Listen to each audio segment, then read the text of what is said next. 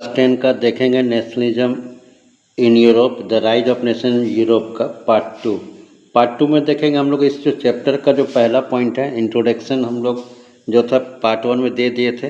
तो यहाँ देखेंगे जो यहाँ पर है फ्रेंच रेवोल्यूशन, यानी फ्रेंच रेवोल्यूशन आप देख लेंगे कि फ्रेंच रेवोल्यूशन क्या चीज़ है।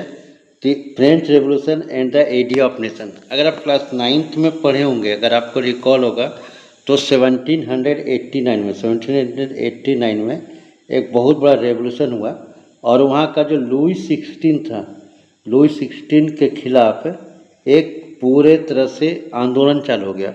आंदोलन क्या चालू हुआ, लोग इकट्ठा हो गए। लुई 16 उसके पास फंड नहीं था, हमेशा वो अमेरिका ब्रिटेन ये सब का लड़ाई के चक्कर में उसके बाद जो खजाना खाली हो गया था, तो उसने एक फिर से टैक्स इम्पोज करने का कोशिश किया। जैसे टैक्स टाइल ये सब आप पढ़े होंगे, तो वो टैक्स को इम्पोज करने का कोशिश किया। तो उसका प्रभाव क्या पड़ा, टैक्स सब इम्पोज किए तो वहाँ पर उसने नेशनल असेंबली, याद रखिएगा नेशनल असेंबली जो था यानी स्टेट जनरल, उस समय उसका नाम था स्टेट जनरल का बैठक बुलाया। अब सोच लीजिए उस समय राजा भगवान के बराबर होता था, जो भी जनता था कोई भी देश हो दुनिया में उसमें उसको राजा जो को भगवान मानते थे कि राजा भगवान के बराबर है। तो यहाँ पर उस समय सोच लीजिए तो राजा भगवान के बराबर है, तो लोग ने अपना जब स्टेट जनरल का मीटिंग बुलाया, वो भी बहुत लंबे समय के साथ, अगर 500 देखेंगे तो 79 ईयर के बाद एक मीटिंग हो रहा था और टैक्स इम्पोज कर दिया। लेकिन उसका जो वोटिंग राइट था कि जो डिसीजन लिया जाएगा वो बराबर नहीं था। 3 तरह के लोग थे, first state, second state, third state, तो सबका बराबर नहीं था। तो यानी जो वो लोग चाहते थे कि सबको एक इक्वल राइट हो, सबको इक्वल जो वोट है उसका इक्वल हो, लेकिन वहाँ पर इसके लिए राजा तैयार नहीं था और इसलिए स्टेट जनरल से अलग करके लॉन टेन का जो ग्राउंड था वहाँ पर उसने नेशनल असेंबली का गठन करता है और वहीं से रेवोल्यूशन स्टार्ट होता है।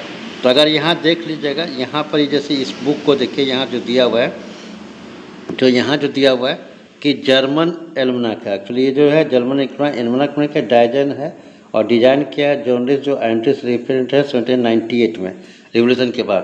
तो चलिए हम लोग देखते हैं कि इस बुक में क्या दिया। तो यहाँ पर आपको हम ये भी बताते चलेंगे कि इस टॉपिक में कौन कौन क्वेश्चन इम्पोर्टेंट है, कौन कौन क्वेश्चन पूछा गया और 2026 में जो हुआ एग्ज़ाम हुआ वहाँ क्या आया, और 2027 का जो बोर्ड देने वाला है, कोई भी बोर्ड हो, चाहे वो CBSE हो, जैक बोर्ड हो, बिहार बोर्ड हो, मध्य प्रदेश बोर्ड हो, स्टेट बोर्ड हो, सब में क्या क्या क्वेश्चन आ सकता है। तो first clear expression of nationalism came with the French revolution in 1789। ये पहला जो था कि पूरे दुनिया में इस तरह से अमेरिका के बाद जाके, अमेरिका तो इंडिपेंडेंट हुआ था अलग लड़ाई लड़के, लेकिन यहाँ पर रेवोल्यूशन चला राजा के खिलाफ। France as you would remember was a full fledge territorial, ठीक है, state in 1789 under the rule of absolute monarch, यानी पूर्ण तरह का राजतंत्र था उसके खिलाफ, क्योंकि उसमें पॉलिटिकल कंडीशन और constitutional changes that came in the wake of French revolution lead to the transfer, यानी जो आंदोलन चला, यानी किस तरह का आंदोलन चला, तो राजनीतिक चला, याद रखिएगा राजनीतिक और संवैधानिक परिवर्तन के लिए, मैंने पॉलिटिकल और कॉन्स्टिट्यूशनल चेंज के लिए। अगर आप यहाँ पर याद करिएगा कि शुरुआत में तो सब कुछ बैठ गया और वहाँ पर वो लोग जब चुनाव हुआ तो जैकोबिन क्लब बनाया गया। जैकोबिन क्लब जो था गरीब लोगों का था और वहाँ पर उसका जो प्राइम मिनिस्टर बना मैक्सवेलर बना, लेकिन वो बात बहुत क्रूर हो गया, रेन ऑफ टेरर हो गया कि जो उसका आलोचना करता था उसको मार दे रहा था, ये कर दे रहा था, तो इसलिए वो चला नहीं। तो इसी के जैकोबिन क्लब का सहायता के लिए जो फ्रांस में फ्रेंच रेवोल्यूशन हुआ तो पूरे यूरोप में इस तरह का संगठन बनने लगा। Political constitutional change that came in the wake of French revolution lead to the transfer of sovereignty from monarchy to the body of French revolution, यानी देख रहे हैं कि जो संप्रभुत्ता है मैंने एक देश का, वहाँ से वो आया, कहाँ से आया, राजतंत्र से। द रेवोल्यूशन प्रोक्लेम मैंने घोषणा करना, that it was the people मैंने जो जनता है, who would henceforth constitute the nation, कि देश कैसे चलेगा वो देगा और शेप ऑफ द डेस्टिनी, और इसका भाग्य को तय करेगा। From the very beginning the French revolution, अगर शुरुआत से देखेंगे तो अगर थोड़ा सा शुरू से देखेंगे तो फ्रेंच रेवोल्यूशन, ठीक है, यहाँ पर जो दिया हुआ कि from the very beginning French revolutionary introduce various major and practices that could create a sense of collective identity. अब यहाँ तक देखिए कि फ्रेंच रेवोल्यूशनरीज जो क्रांतिकारी थे, जो एक लेके आए, इंट्रोड्यूस किए कि बहुत सारा सुधार, बहुत सारा प्रैक्टिसेस, जो उन लोगों का एक कलेक्टिव सेंस बने। क्या सेंस बने? Collective sense, sense of collective identity, यानी जो sense of create of sense of collective identity. तो यहीं से क्वेश्चंस आया है। ये आज से बहुत पहले आया था, लेकिन पिछले 4 साल से क्वेश्चन नहीं पूछा हुआ है। तो आपको क्या करना है, क्वेश्चन यहाँ से आ जाता है, इस तरीके से इन्वर्टेड कॉमा हो जाता है, collective identity among the French people से, और जस्टिफाई इट लिख देगा। यानी ये क्वेश्चन को आप ध्यान रखिएगा, जो पहला इंपॉर्टेंट क्वेश्चन है इस टॉपिक से, सब टॉपिक 1 से, कि the French revolutionaries introduce various major and practices for create a sense of collective, ठीक है, identity amongst the French people. यहाँ से हो गया जस्टिफाई। तो इसका आंसर क्या देना है? तो आंसर यहाँ से देना है आपको। फर्स्ट पॉइंट क्या बनेगा, ये देखना है कि द आइडिया ऑफ ला पैट्री, ला पैट्री मैंने देश, पिता, फादरलैंड, द सिटायन माने ला सिटायन, यानी 2 चीज़, ला पैट्री, ला सिटायन। ला माने द होता है, emphasises the notion of the United community, यानी हमारा जैसे हम लोग भारत माता बोलते हैं, नागरिक बोलते हैं, उसे पिता वो लोग कह रहा है, ला पैट्री ला सिटायन enjoying equal right under a constitution. यानी पहला चीज़ बना कि संविधान में सब इक्वल, चाहे वो देश हो चाहे राष्ट्र हो, एक एक नागरिक हो, सब बराबर है कानून के सामने। फिर ये फर्स्ट पॉइंट हो जाएगा। यानी आप देखेंगे तो यहाँ से यहाँ तक, ये यहाँ से यहाँ तक, इसको फर्स्ट पॉइंट करिएगा, पॉइंट में लिखिएगा। फिर ये सेकंड पॉइंट हो जाएगा, न्यू फ्रेंच, ठीक है, new French flag tricolour was chosen to replace the former royal standard, यानी जो पहले का जो ये था, झंडा था, उसको हटा के नया फ्रेंच लगा। तो ये सेकंड पॉइंट हो जाएगा।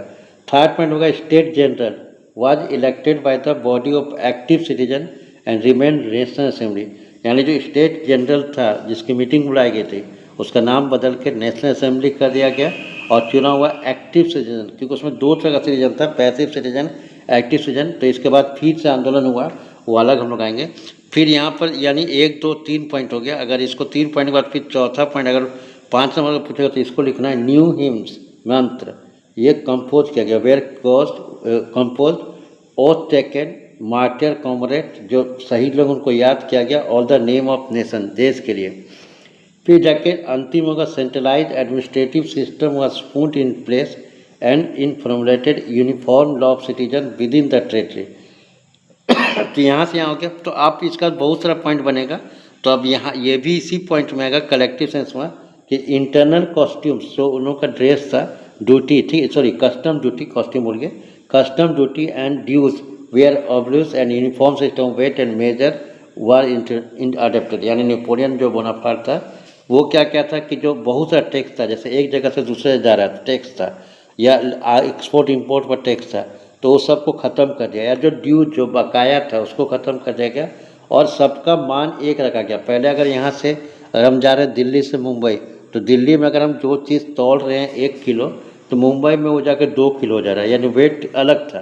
तो उसको यूनिफॉर्म किया गया, नापने का यूनिफॉर्म कर गया। Regional dialect were discourage, जैसे बहुत सारा भाषा है, दिल्ली का अलग, साउथ का अलग, तो सबको एक भाषा किया गया। And French it was spoken and written in Paris, सिर्फ फ्रेंच भाषा लिखा गया, become the common language in the nation. तो यानी आप देख रहे हैं कि यहाँ से यहाँ तक, ये आप देख रहे हैं कि इस तरह से घसकार हैं। तो यहाँ से आप जब लिख रहे हैं, यहाँ से लेकर और यहाँ से लेकर यहाँ तक, ये यहाँ से आप कोई भी 5 पॉइंट आप याद कर रहे हैं, क्योंकि एकदम मान लीजिए 2027 का बोर्ड में है, आपका किसी न किसी बोर्ड में या इसमें क्वेश्चन पेपर में ये 5 नंबर या 3 नंबर में रहेगा। अब आते हैं आगे। Revolutionary further declare that it was the mission and destiny of French nation, यानी जब फ्रांस में तो आंदोलन हो गया, क्रांति हो गया, तो उन लोगों को माना कि ये माने कि क्रांतिकारी माना कि ये एक मिशन होना चाहिए फ्रेंच नेशन का, कि जो यूरोप के पीपल हैं, जो डिस्पोटिज्म, ठीक है, यूरोप मैंने फ्रेंच नेशन टू लिबरेट, स्वतंत्र करना, किसको, people of the Europe from despotism, पूरे जो यूरोप में राजतंत्र और दूसरी जगह, उसको भी स्वतंत्र करने की जिम्मेवारी फ्रेंच नेशन का है, फ्रांस का। In other word to help other people to Europe to become nation, कि वो भी एक नेशन बन जाए। When the news of this event, जब फ्रांस का इस तरह का इवेंट हुआ फ्रेंच रेवोल्यूशन, तो ये इवेंट्स का France reach the different cities of Europe, Europe के अलग अलग भागों में पहुंच गया। Students other members educated middle class began setting up Jacobin clubs. वहाँ पर भी जैकोबिन क्लब्स बना, लेकिन फ्रांस में याद करिएगा जो निचले तबके के लोग थे वो लोग जैकोबिन क्लब बनाए थे, लेकिन दूसरे यूरोप के अलग देशों में वहाँ पर पढ़े लिखे अलग अलग जो स्टूडेंट्स हैं, जो हैं व्यापारी हैं, वो सब मिलकर जैकोबिन क्लब बनाए। There activities and campaign prepared by weight for the French army, यानी वहाँ पर फ्रेंच आर्मी नेपोलियन अपना सेना भेजाता है। कहाँ कहाँ भेजा था याद देखिएगा, हॉलैंड, बेल्जियम, स्विट्ज़रलैंड। शुरू में जब नेपोलियन सेना भेजा वहाँ पर तो सब जगह उसका स्वागत हुआ, मैंने माना गया कि स्वतंत्रता लेके आ रहा है, लेकिन बाद में धीरे धीरे चाहे इटली हो उसको लगा कि ये तो सैनिक लोग हम लोग का जो रीति रिवाज है ख़त्म कर रहा है, तो बाद में नेपोलियन को हार मानना पड़ा वहाँ से। अगर आगे देखें कि 1830 में वार ऑफ लेस्टिंग वो हार के आया, फिर 1850 में बैटल ऑफ वाटरलू में वो हार गया और पूरी तरह से नेपोलियन। तो outbreak the revolutionary war French army began to carry the idea of nationalism abroad. Abroad में विदेश लेके आना है। अब यहाँ से इस मैप को देखेंगे कि जब नेपोलियन हारा तो ट्रीटी ऑफ वियना हुआ, तो ट्रीटी ऑफ वियना में देखिएगा कि कौन कौन सा देश को बनाया गया। तो यहाँ पर बहुत सारा नया देश आएगा, अगर आप गौर करेंगे तो यहाँ पर देखिएगा कि पहले जो ये नीदरलैंड था इसको अलग किया गया, इस कोना में लेके आया किया, ठीक है। अब इसके बाद जाके जैसे फ्रांस को रोकने के लिए कि वो आगे फिर से इम्पायर नहीं करे, तो यहाँ पर उसी चीज़ को यहाँ पर लेके आया। मैप में आप गौर से देखिएगा। फिर फ्रांस के बगल में यहाँ पर स्विट्ज़रलैंड को बनाया गया, इसको बॉर्डर को क्या चेक नहीं कर पाया। फिर जो यहाँ पर देखिएगा अभी जो सिसिली ऑफ 2 स्टेट्स यहाँ पर दिख रहा है, स्मॉल स्टेट्स, ये सब ये बाद में जाके ये बन गया इटली। क्या बन गया? इटली, यूनिफिकेशन होके। फिर यहाँ पर देखें कि पुर्तगाल जैसे स्पेन का इधर में इसको इंट्रोड्यूस किया गया। तो इस तरह से ट्रीटी ऑफ वियना में जो फ्रांस का क्षेत्र था, कर्ज वाला क्षेत्र था, उसको लोग कैसे कैसे बांटे, तो यूरोप आता था कांग्रेस ऑफ वियना, यानी जो संधि हुआ वियना 1815 में, जो वाटरलू के वार में नेपोलियन हारा तो उसको करा। तो यहाँ पर क्या है कि इसमें से फिर एक क्वेश्चन आएगा, तो यहाँ पर हम लोग इसको जो है यहाँ से देखते हैं। इसमें वीडियो लंबा ना हो जाए, ये देख रहे हैं, तो ये यहाँ पर इसको अगला में एक वीडियो में ले लेंगे, फिर नहीं इसको ख़त्म कर देते हैं। देखते हैं अगर ये इसको नहीं एक वीडियो और ले लेंगे ताकि आपको क्वेश्चन याद हो जाए।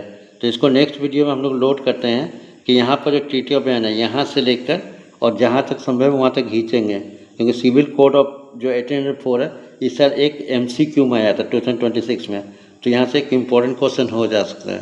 Thank you, have a nice day.